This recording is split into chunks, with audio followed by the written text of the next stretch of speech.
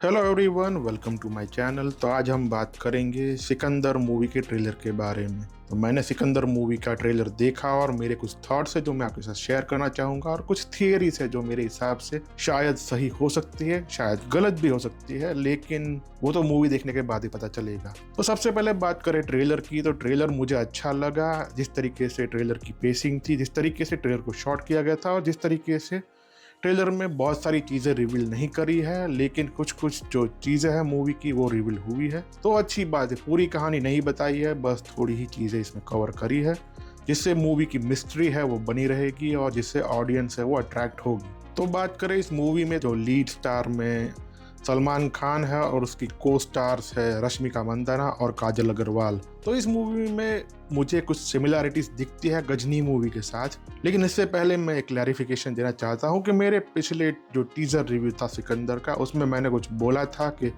ये मूवी है शायद सरकार की रीमेक हो सकती है, जो कि गलत चीज़ है, क्योंकि मैं अभी ट्रेलर देखने के बाद फुल्ली सेटिस्फाइड होकर बोल सकता हूँ कि ये मूवी सरकार की रीमेक नहीं है। I was wrong about that. तो ये मेरा एक करेक्शन है जो मैं करना चाहता था, जो आपके साथ मैं शेयर करना चाहता था। तो अब back to the trailer review. मेरी कुछ थियरीज है, शायद सही हो सकती है, शायद गलत हो सकती है। पहली थियरी ये है कि ट्रेलर में हमको ऐसा दिखाया गया है कि रश्मिका मंदाना है वो गीत गा रही है, लग जा गले वाला, और साथ में ऐसी सीक्वेंसेस भी दिखाई हुई है कि जिससे हम वो ऐसा सोचे कि शायद वो मर जाएगी मूवी के अंदर।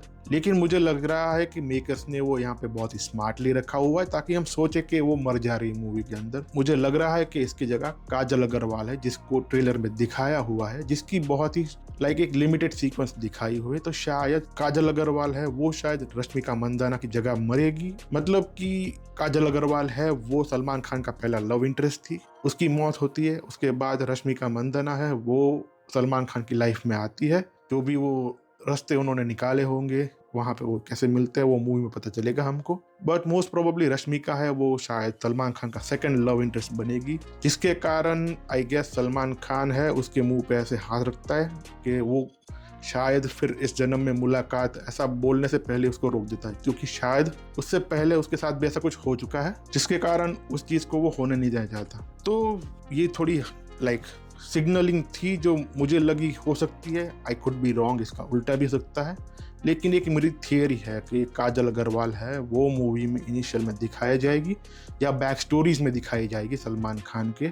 जैसे साउथ की मूवी में होता है कि मूवी के स्टार्टिंग में जो हीरो है वो विलन के पीछे पड़ जाता है उसको मारने के लिए, ये करने के लिए, फिर जो दूसरी हीरोइन होती है उसको बीच बीच में वो बैक स्टोरी के बारे में कोई बता रहा होता है। तो यहाँ पे शायद वो हो सकता है, क्योंकि साउथ में ये बहुत सारी मूवी में होता है। सालार देख लो, बाहुबली में भी हुआ है, और फिर तमिल में भी बहुत सारी मूवी है जैसे कि मर्सल है, थेरी है। तो उसमें भी ये लोग बैक स्टोरी को ऐसे यूज करते हैं, इस पूरी जो पास्ट और प्रेजेंट की सिचुएशन है उसको कनेक्ट करने के लिए। तो यहाँ पे जो काजल अग्रवाल है मुझे लगता है कि वो पास्ट होगा सलमान खान का, और रश्मिका है वो उसका प्रेजेंट है अभी। दूसरी मेरी थियरी ये है कि शर्मन जोशी है वो एक मोल है उसकी गैंग के अंदर, ठीक है, सलमान खान की। वो स्टार्टिंग से लेके मूवी के मिड सेक्शन तक आई गेस वो सलमान खान के साथ रहेगा, लेकिन इंटरवल में शायद वो बिट्रेयल वाला पूरा कुछ अनफोल्ड होगा, पूरा चीज जो होगा उसके साथ। कि मैं ऐसा क्यों बोल रहा हूँ, क्योंकि जो कुछ सीक्वेंस है जहाँ पे वो साथ होता है उनकी गैंग के,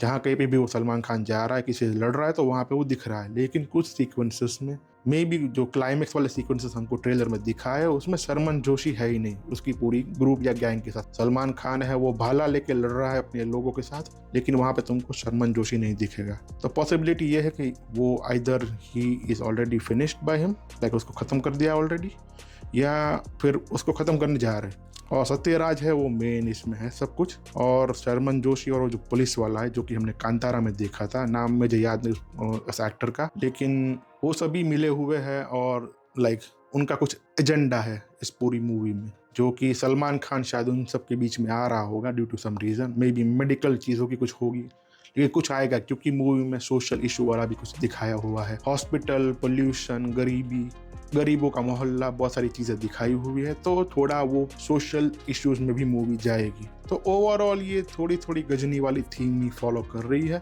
तो गजनी में भी हमारे पास 2 हीरोइंस थी, उसमें एक थी ये जिया खान, दूसरी थी यासीन। तो उसमें जो मेन थी वो मर जाती है, फिर जिया खान है वो आमिर खान के साथ रह के वो उसकी पूरे केस को सॉल्व करने की, उसकी याददाश्त वापस लाने की, और जो गजनी है उसको ढूंढने की पूरी प्रोसेस होती है उसके अंदर। तो ठीक वैसे ही इस मूवी में भी मुझे लगता है कि जो रश्मिका मंदाना है वो शायद सलमान खान के लिए एंकर बनेगी after the Kajal Aggarwal is gone. मुझे इस मूवी से काफ़ी होप है कि ये मूवी अच्छा करेगी और सलमान खान को एक लॉन्ग टाइम के बाद एक सक्सेस देगी।